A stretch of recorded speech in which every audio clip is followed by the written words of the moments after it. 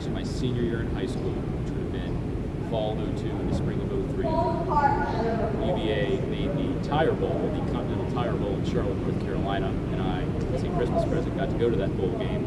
And that was the infamous last performance of the prior student band here at the university. They were then banned due to an incident mocking West Virginia. So then I enrolled here in the fall of '03, and very quickly the announcement came down that a large donation had come in from the Smith family to create the marching band, which actually we later learned was a rebirth of the marching band from the middle of the 20th century. But it would start up again for the fall of 2004, my second year here at the university. I had to make the decision to come here prior to any official announcement of a marching band starting. So obviously that decision was made, like most people would make that decision on the academic reputation of the university and the opportunity that presented. So you're right, it was a gift when that donation came through, and it was going to start while I was here. Being from the area, there was, I'd say, a lot of strong support from my old high school director and the community there to get in on the ground floor of this and be a leader in the band here, because I've been around for so long, whether it's just attending university athletic events or writing letters to the Cavalier while in high school, lobbying for a marching band. There was certainly interest there for the hometown person to be involved from the beginning. So I thought it was I thought it turned out well to have the chance to be one of the two first drum majors to be from the area. I remember fall of first year, so fall of '03, after the announcement had come out that there was a donation to start the band or to increase the size of the band program here at the UVA. We had our initial interest meetings to meet the director and meet the other students who were interested in starting the marching band in Old Cabell Hall at that old classroom on the right as you go in Old Cabell. So there were maybe 30 or 40 of us at that first meeting in the middle of a weekday where we first met him, and Woody Wingfield was there taking notes, and Kyle Singleton was also there with a presentation. I don't really remember all those details, but I know those folks were definitely involved right at the beginning. And from there, it actually moved pretty quickly, because in the winter that year, it was determined that we were going to start playing for basketball. And of course, at that time, we played here at University Hall for men's and women's basketball. So come start of spring semester, 2004, we debuted here at U Hall for a men's game in January against Clemson. And from there, we played the men's and women's home teams for the rest of the spring semester. And that sort of helped increase the visibility of the band program, let everyone know it would be growing to take over football the following fall. As you can imagine, with just starting from basically scratch with a new group like that, you didn't have third and fourth year students already around who would be maybe in line for those roles. So I guess the staff, that would be Mr. Peace, and time the first assistant director was Doug Phillips. They had to take applications and interest surveys from everyone who was involved in the basketball band, folks who were playing in concert, wind ensemble at UVA, which was around that spring. And so they had to narrow it down from that large group of folks who had obviously no background in the university band program prior to their arrival. So we had some interviews. Band office at the time was up here in the lobby at University Hall. And then they narrowed it down, and we had maybe a final round of 6 or 8 of us for drum major. And we used the old press room down here in the basement of University Hall, and we had to direct, I believe, 3 or 4 numbers, the national anthem, a couple of tunes that ended up being used in halftime shows the following fall.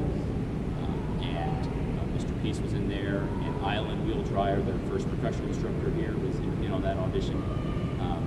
And then it was April of '04 when they made the announcement of the final leadership staff. In that time, 2003, 2004, most of the arguing took place on the letters to the editor pages of the Cavalier Daily. So every morning going to class, you pick up the Cavalier and see who wrote the letter today about the pep band or the marching band or what the fight was going to be about. Looking back on it now, it doesn't seem like that big of a deal. If it were occurring today, you had to deal with comment sections on online articles. You had to deal with Facebook back and forth. Facebook wasn't really happening at that moment. They came around the spring of '04 here at UVA.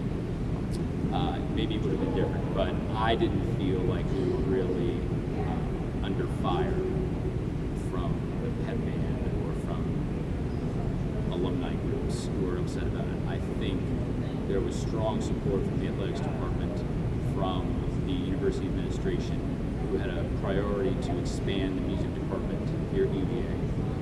And I think we did it the right way. And I think there may still be a place for the pep band then and now. And I believe there's probably still one or two dozen of them who exist. And just like we have a variety of very fine student-run a cappella groups, you can certainly have a student-run instrumental group that can perform at venues around grounds for clubs, for student events. But when it comes to the representative performing ensemble of the university, I think this was definitely the right direction to go for UVA. I don't think students in the marching band really would say that it's a damper on their academics in the fall semester. Maybe we rehearse more than they do now in the fall during the football season. This was the first year and we didn't have anything to build on. But 2 or 3 nights a week, it really wasn't that much of a burden at all on the academics. And obviously I would have been one to attend football games anyway. So even go to away games. So that it was not a concern that I had. And I don't think many people would say that they were worried about the time burden of marching band. So we are here at University Hall. The no longer, well, it's got holes in the roof and probably some asbestos problems, but here in sections 9 and 10 at University Hall is where the band took up their home in the spring of 2004 when it started, and until JPJ was opened in '06, the winter of '06. This was the first shirt that the band was given to play in for basketball games. Probably came from Mincer's on the corner the week of the first game. We met when spring semester started in January of '04. About a week before we were scheduled to debut. The debut came on a Tuesday night against Clemson, the 20th of January, so you can tell that's early in the spring semester. And the Wednesday, Cavalier was in print every day back then, had the front page above the folded story on the marching band program making its debut. The team, it was actually a very bad game, a low-scoring affair over Clemson that they won. That spring, Pete Gillen was in his last years here at the helm of the basketball program. Todd Billett saved his job, I think, a couple times with some buzzer-beating threes that spring. And so the band watched it all from these 2 sections. The visitor bench was right here in this corner of the court, so we provided a lot of noise in their ears during coaches' timeouts. At our debut performance, the first tune in the history of the band program was number 11A out of the songbook Land of a Thousand Dances, which is probably still in the book. So that was pregame for the first men's warm-up session here at U-Hall. At the time, we were still adding stuff to the book frantically because, as I mentioned, we just rehearsed for the first time the week before. Larry Clark was our go-to arranger at the time. He did the Good Old Song and the fight song, the Cavalier song. However, when we debuted there at the beginning, we only had the first strain of the fight song. We didn't even have the second strain, which is all that they currently play these days for some reason.